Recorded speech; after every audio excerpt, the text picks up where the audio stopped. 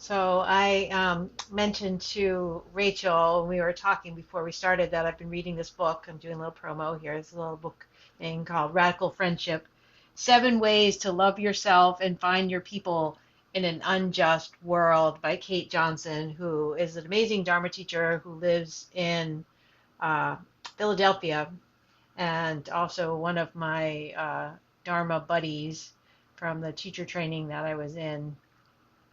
So I've been reading this book and just really, really loving the way that Kate frames friendship. And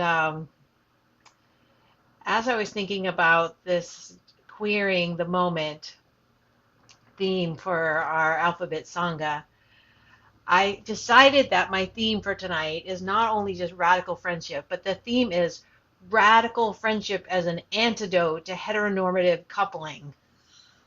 So that's what I'm going with. Radical friendship as an antidote to heteronormative coupling, because that's the kind of thing I can talk about when I come to the Alphabet Sangha. And when I'm in like my other book groups, I'm not always just talking about like antidotes to heteronormative coupling. So it's not that I'm not saying that coupling has to, in its essence, be negative, but I'm just wanting us to expand into this idea of radical friendship. And there's actually teachings in Buddhism that point to radical friendship. And so oftentimes we, might think that the queer community invented it, and perhaps they did, but perhaps they were part of the Buddhist Sangha as well. So we don't know that. I'm just speculating. So that might just be my own opinion. But this idea of friendship and coming to each other as friends is this really hierarchical, non-capitalistic, non-patriarchal endeavor. How do we meet each other and make this relationship with ourselves and each other the very center of our spiritual practice? I certainly don't have the answers to this. I'm just inviting us into this practice. So I'm going to read some of a couple suttas that are in here, and one of them is the one that you may have heard. And this first one is from the Buddha's attendant. It's called the Upadha Sutta. And it's a conversation between the Buddha and his attendant, who is also his cousin, and another monk whose name was Ananda, the Venerable Ananda. And for those of you who have heard a lot of the suttas, you may not know, but like that the beginning of the suttas, a lot of times it says, "Thus have I heard," and that's Ananda, because he had this like amazing memory, and so Ananda was remembering everything that the Buddha said. So Ananda is like this really amazingly insightful person. And so Ananda says to the Buddha, "This is fully half of the holy life: admirable friendship, admirable companionship, admirable camaraderie." Kate translates admirable in this book as radical, which I really love. And so Ananda's saying, he probably thought this was a pretty big deal. Half of the holy life is friendship. And Buddha says, don't say that, Ananda. Don't say that. Admirable friendship, admirable companionship, admirable camaraderie is actually the whole of the holy life. The whole of the holy life.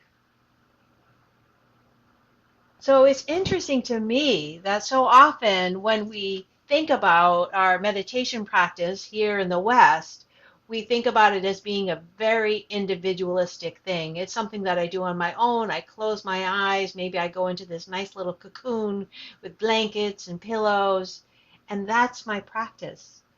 And what the Buddha is inviting us into here is that all of our engagements, all of our relationship with ourselves and with others, internal and external, that is the whole of the holy life. And Kate in this book, I'm sorry if I'm being like a huge promo for Kate, but she really brings everything in this book. I really think I'd recommend it. She says, oppression is fundamentally fragmenting. It stresses our capacity to connect with one another, and it keeps us so busy fighting to survive that we lack the time and the emotional bandwidth to sustain the friendships we already have or to reach out and form new ones. And so then she relates this to the Buddha. She says, when Kate read the Buddha's assertion that admirable friendship is the whole of the holy life, she says, I hear him saying that friendship is the medicine for the isolation we often feel within supremacist societies. In a climate like this, friendship is not a detour or a roadside decoration to our journey to liberation. It is a direct pathway to embodying freedom collectively in this very moment. So sometimes we think of, the direct pathway, and that has to be sort of through some meditative absorption. But here we're being invited into this place of radical friendship. And I like the word radical because it really brings in this idea of whole, like the radical is this wholeness. And so when we think of friendship as this wholeness, we're really decentering an individual focus. And when we decenter the individual focus, we also interrupt this dynamic of heteronormativity that then joins individuals together into these small units called couples, and then those couples are only supporting each other, or maybe they have offspring that look like them and then they support those offspring. And for all of my adult life, I have been in friendship groups that have been so important to me. And through my adult life, I've had a much more friendship grown with family of origin. But that wasn't the first place that I found this support because of being queer. I found it through my friendships.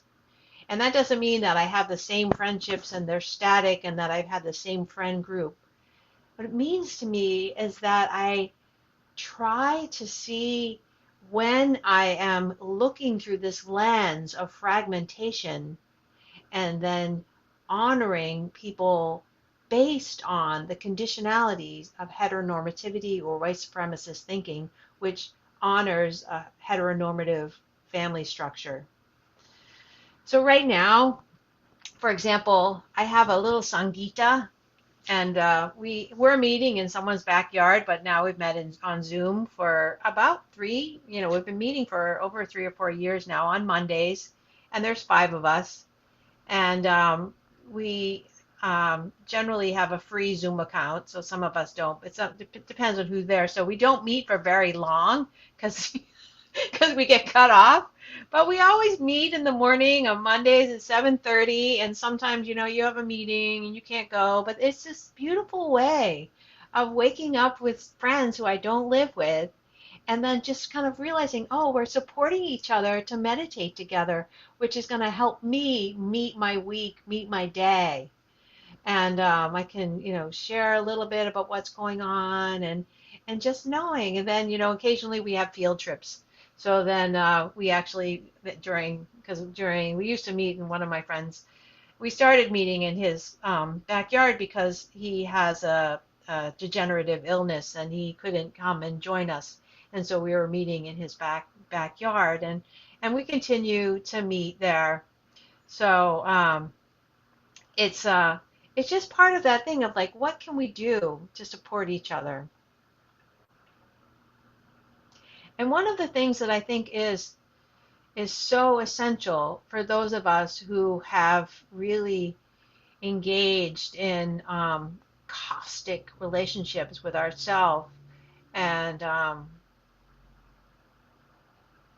and uh, and is to really practice this friendship with ourselves. So really honoring that first part of being a friend.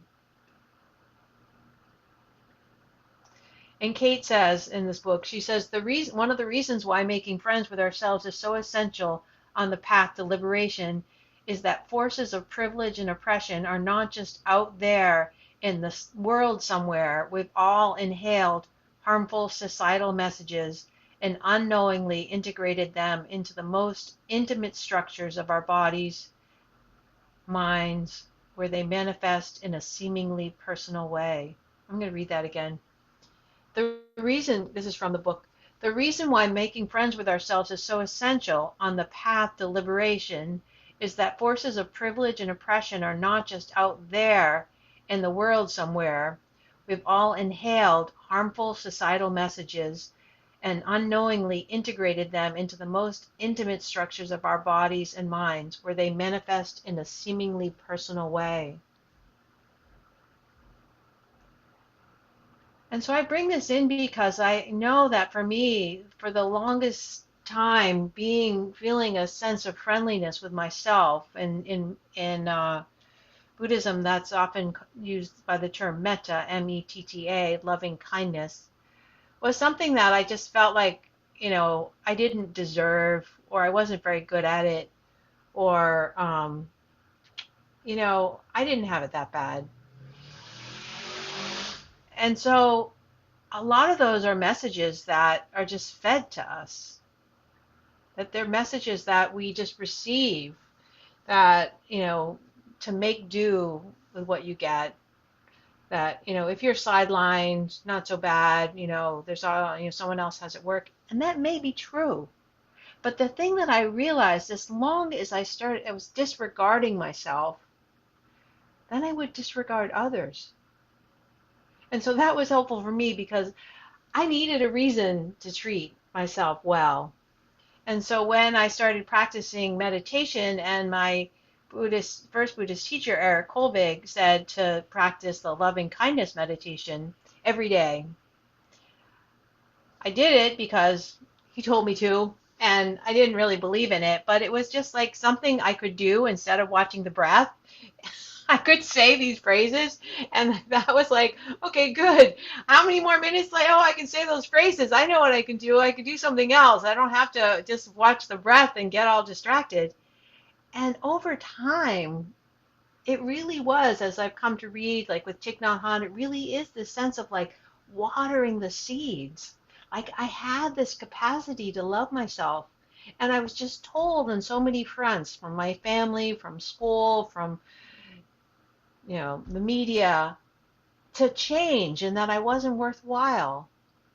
And so by just turning towards and offering myself these phrases of like, I care, may you be happy, really helped to transform. And in that, I realized that it grew my capacity to be with suffering, which was really something quite extraordinary, that I could actually be with my own suffering and with others' suffering. And so I'm so grateful for this practice of not having to actually be there, but just practice, like to turn towards and have this intention to move in the direction of.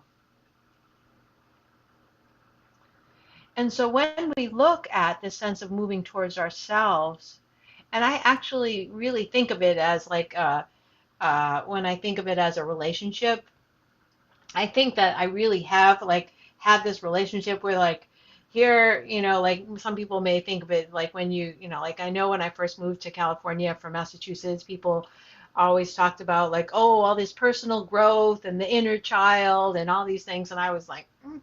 But then I kind of realized, oh, I do have to kind of re-parent or re-care for this one here. And didn't think I was very good at it. So I would kind of think about like the universe was like doing it for me. Like I have the image, for some of you have heard me use this image because that's the image that worked for me. And I encourage you to find the image that works for you. But what I would do for loving kindness is I would imagine like the night sky, like the Big Dipper pouring, like okay, here's the Dipper, and just like all the stars and this infinite, like somehow like the Big Dipper is just pouring loving kindness, and I'm just getting it as well as everybody else. And so that's the way that we are connected. Not only are we in radical friendship with our own self and with the other humans, but we're actually in radical friendship with the world. What would it mean to treat our rivers as our friends? What would it mean to treat the earth as a friend? And so we can think about this sense of the collective as sensing some much bigger than this one little individual here. And so this heteronormative coupledom, which we can just sort of believe that we needs to be obsolete and we really need to move into this collective friendship for the future. And so Kate writes in this book in a very powerful way that she was on a meditation retreat and silent meditation retreat for 2 or 3 months. And when she came out, one of the many horrific acts of violence against Black men had happened in our country. And so she was really trying to balance what it meant, this act of self-care and transformation of that's possible in the liberation of the Buddhist teachings with this racialized violence that is such a relational thing in our culture in so many ways. And so in her stories and her sharing in here, she talks about how she realized that this aspect of friendship is really where we can bring in this practice of liberation.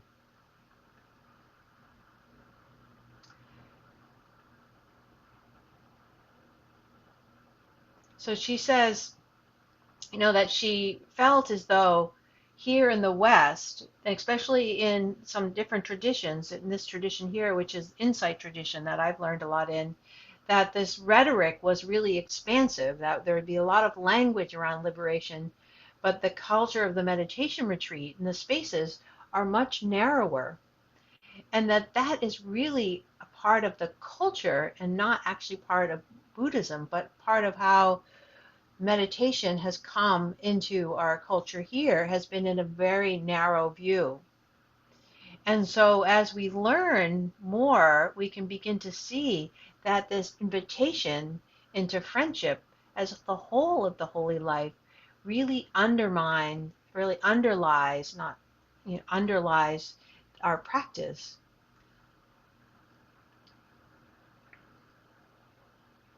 And so there are other people as well who have been talking about this way that friendship with ourselves and with each other can be really, really supportive of our practice. Pema Chodron, who practices in the Shambhala tradition, as a monastic in the Shambhala tradition, says developing unconditional friendship means taking the very scary step of getting to know yourself.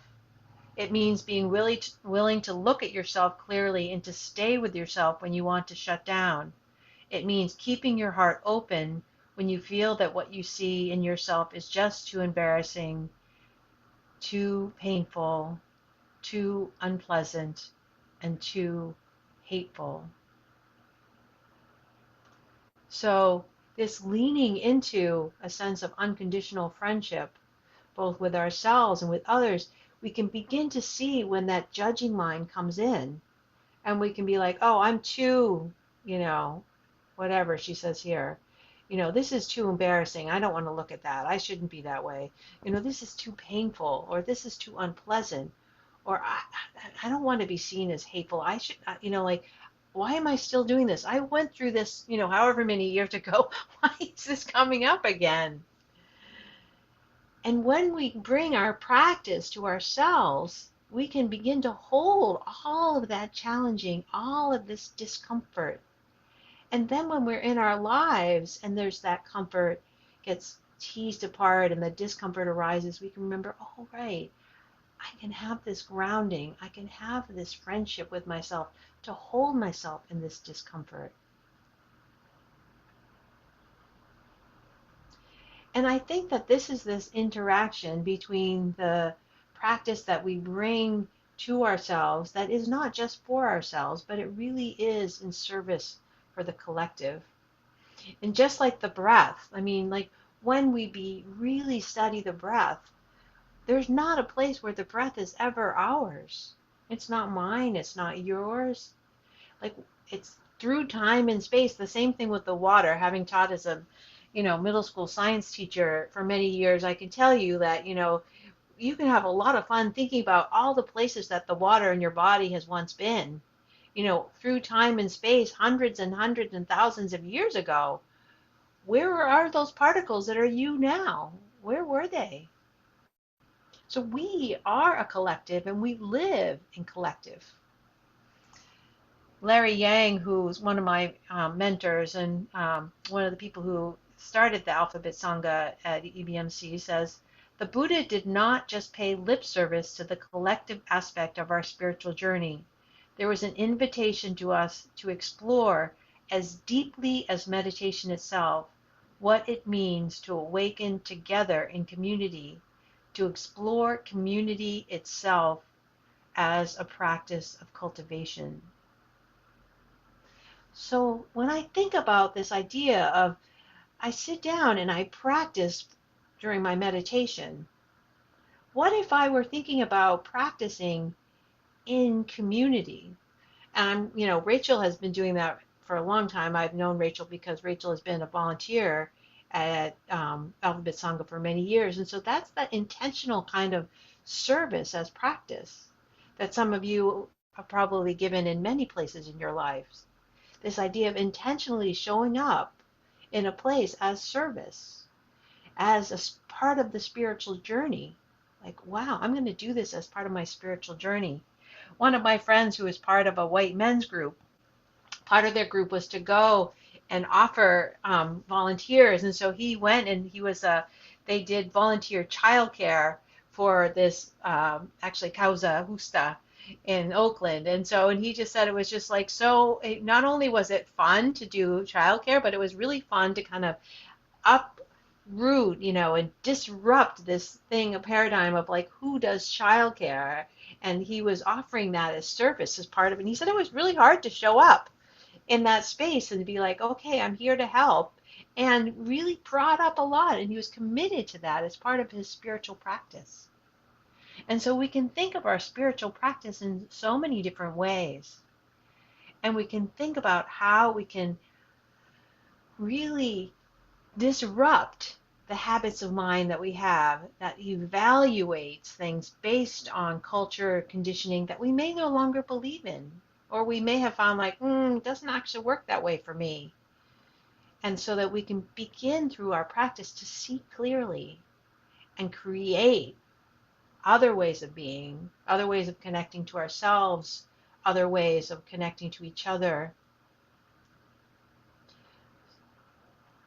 So for me, this practice of friendship has been probably one of the hardest things in my life, because before I started practicing meditation, I hated people. And most of the time, I could probably say I just like people. I have no confidence in humanity. I do believe that we all have this Buddha nature, but I don't always trust it. It's buried deep in there, and like I'm watering the seeds feverishly over here, and I'm not I'm making a lot of mistakes. But I know that so much of what I've learned is that I see through the lens of the culture.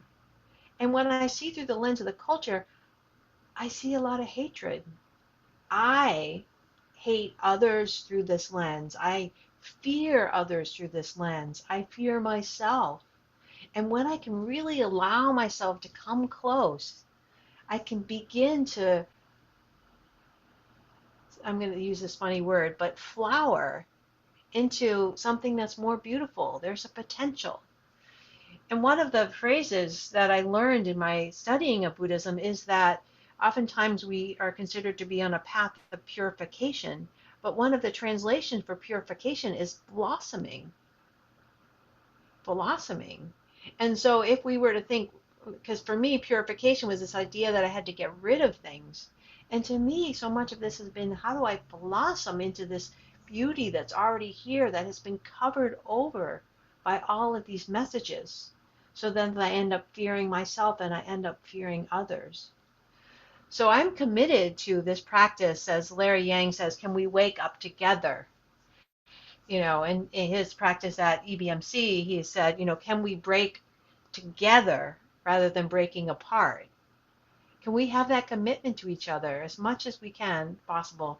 Obviously, there are times that we need to recharge. And like Kate said in here, the fragmentation and the oppression can be so much that we can't always show up. We have to really just take care of ourselves in that way that we know. Slowly and slowly, with this intention to care, we can bring in this wider understanding of what it means to practice for liberation, to move beyond this just small boxes of like, whew, I got a little peace in mind today, to really like, what would it mean to live in a world that instead of focusing on greed, focused on generosity, instead of focusing on hate, focused on love, and instead of keeping ourselves confused, we really tried for clarity and wisdom with each other.